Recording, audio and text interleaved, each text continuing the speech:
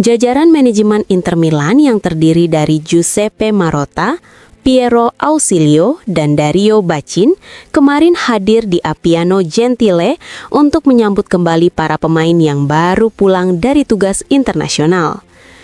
Menurut laporan La Gazzetta dello Sport, perhatian khusus diberikan kepada para pemain tim nasional Italia serta Piotr Zielinski yang harus menerima kenyataan tersingkir dari Piala Dunia.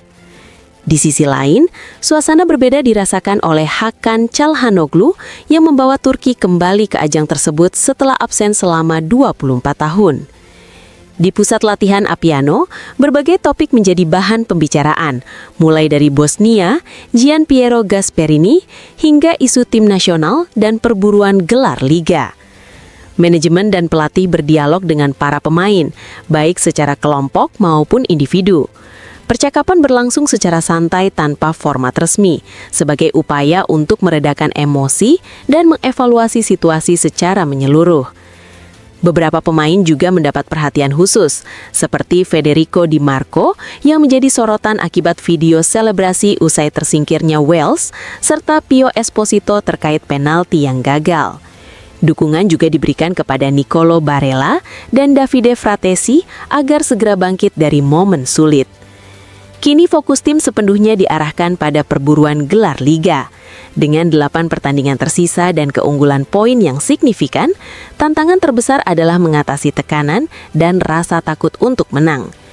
Manajemen menekankan pentingnya menjaga stabilitas agar tidak menyia-nyiakan keunggulan yang sempat mencapai 10 poin. Inter dinilai berada dalam posisi yang menguntungkan menjelang laga melawan AS Roma pada periode Pasca dan pertandingan berikutnya kontra Como. Syaratnya, tim harus sepenuhnya melupakan bayang-bayang kegagalan sebelumnya, termasuk kenangan terkait Bosnia, serta pertandingan melawan Atalanta dan Fiorentina.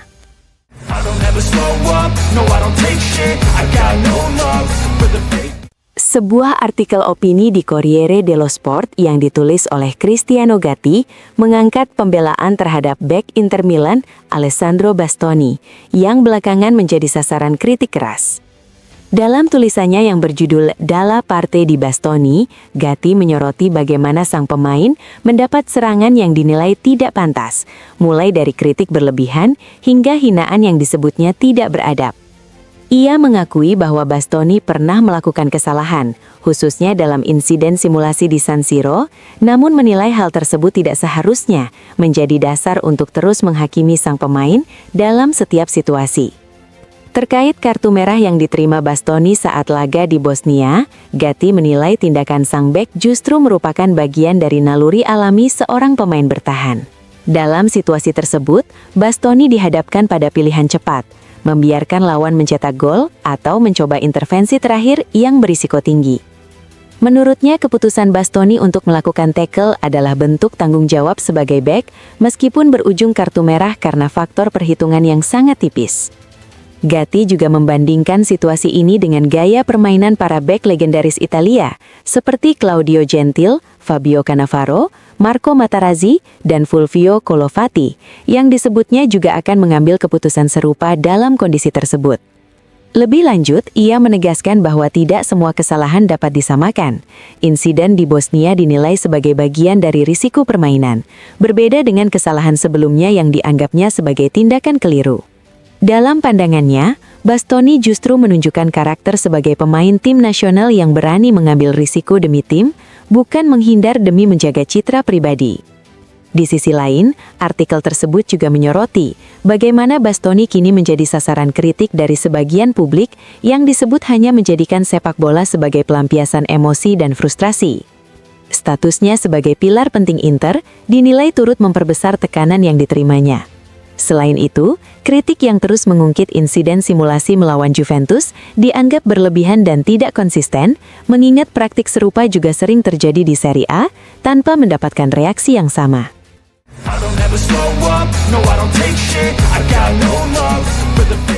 Gelandang asal Denmark Pierre-Emil Højbjerg berpeluang kembali merumput di Italia. Menurut laporan Corriere dello Sport, AS Roma tengah berupaya memanfaatkan hubungan yang telah terjalin dengan Olympique Marseille dalam negosiasi Robinho Vaz guna mendapatkan jalur prioritas untuk sang pemain. Højbjerg dinilai memiliki karakteristik yang dibutuhkan oleh Roma, terutama dari segi fleksibilitas dan pengalaman, mengingat ia merupakan pemain kelahiran 1995. Dari sisi finansial, nilai transfer sekitar 12 juta euro ditambah bonus dinilai masih berada dalam jangkauan kemampuan klub. Namun demikian, Roma tidak sendirian dalam perburuan ini. Juventus dan Inter Milan juga disebut berpotensi ikut bersaing. Juventus diketahui sempat melakukan pendekatan beberapa bulan lalu dan bisa kembali bergerak, sementara Inter sedang mencari gelandang dengan kombinasi kekuatan fisik dan kualitas permainan.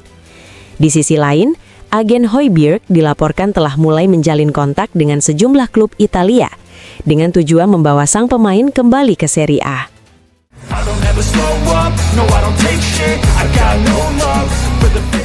Kabar positif datang dari kubu Inter Milan jelang laga menghadapi AS Roma.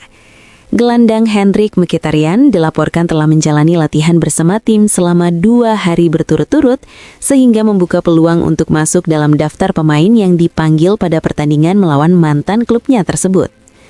Inter dijadwalkan akan menjalani sesi latihan terakhir pada esok pagi sebagai bagian dari persiapan menuju pertandingan.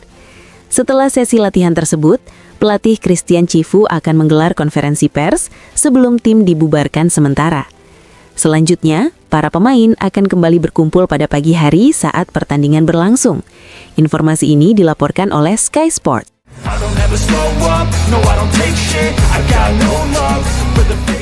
Masa depan Alessandro Bastoni menjadi salah satu topik hangat dalam bursa transfer saat ini. Pakar transfer Orazio Accomando dalam keterangannya di Sport Mediaset mengungkap bahwa minat Barcelona terhadap bek Inter Milan tersebut sangat konkret. Untuk pertama kalinya, Bastoni juga disebut memiliki keinginan untuk mendengarkan tawaran yang datang. Dari sisi Inter, klub menginginkan nilai transfer setidaknya 60 juta euro, mengingat peran penting sang pemain dalam tim.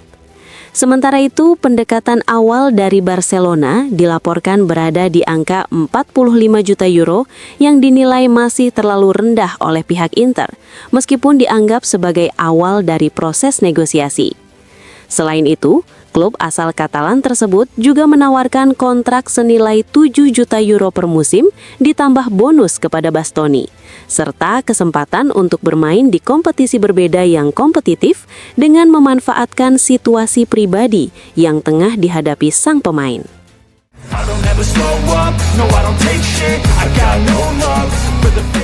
Pertandingan antara Inter Milan dan AS Roma menjadi salah satu duel paling bersejarah di Serie A.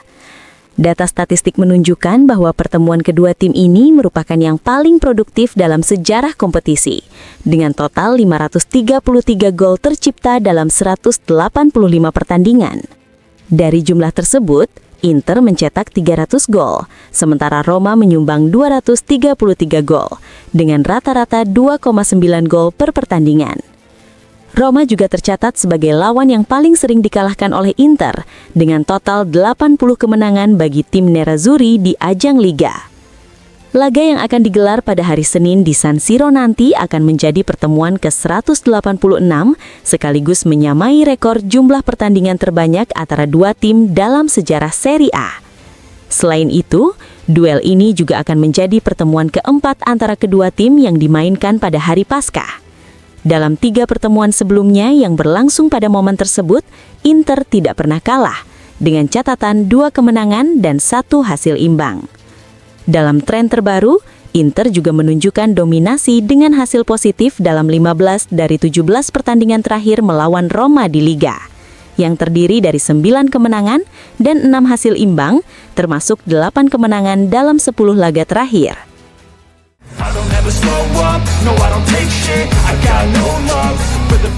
Kabar mengenai tawaran sebesar 50 juta euro dari Barcelona untuk Alessandro Bastoni dibantah oleh jurnalis Fabrizio Romano. Menurut Romano, situasi terkait masa depan Bastoni sama sekali belum berubah. Ia menegaskan bahwa antara ketertarikan klub asal Spanyol tersebut dan realisasi transfer masih terbentang proses panjang yang bahkan belum dimulai. Disebutkan bahwa sang pemain memang terbuka untuk melakukan pembicaraan. Namun hingga saat ini, Inter belum menetapkan harga awal untuk bek andalannya tersebut. Seluruh pembahasan ini diperkirakan baru akan dilanjutkan di waktu mendatang. Salah satu faktor yang perlu dipahami adalah seberapa besar dana yang siap dikeluarkan oleh Barcelona.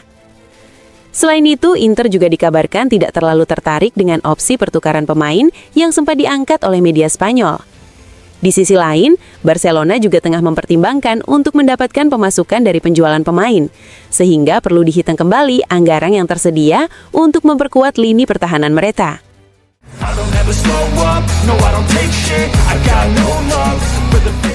Inter bukan hanya menjadi salah satu halaman paling pahit dalam karier kepelatihan Gianpiero Gasperini, tetapi juga menjadi tim yang paling sering mengalahkannya di ajang Serie A.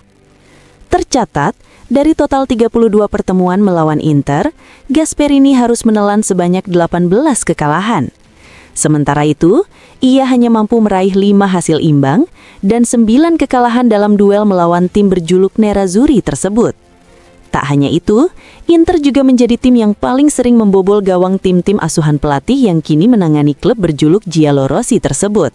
Secara keseluruhan, tim-tim yang dilatih Gasperini telah kebobolan sebanyak 57 gol dari Inter di kompetisi kasta tertinggi sepak bola Italia, Serie A.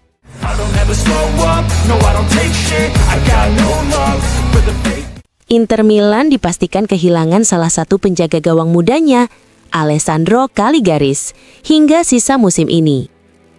Kiper yang memperkuat tim Inter Under-23 tersebut dan juga kerap dipanggil ke tim utama sebagai penjaga gawang ketiga, harus menepi setelah menjalani operasi pada siku lengan kirinya.